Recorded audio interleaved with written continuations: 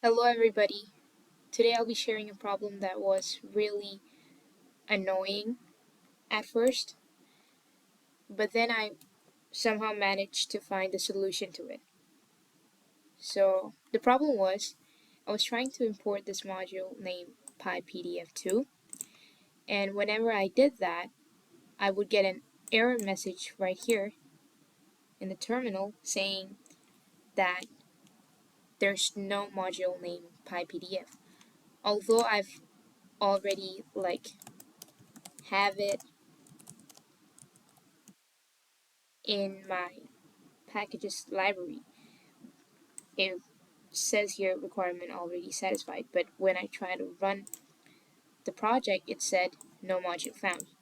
So what I did was I went to the interpreter settings and I checked the packages here. So I was finding PyPDF2, and at first now I have it, but I didn't have it then. So what I did was I clicked on this plus sign, searched for PyPDF2, and then installed it from there.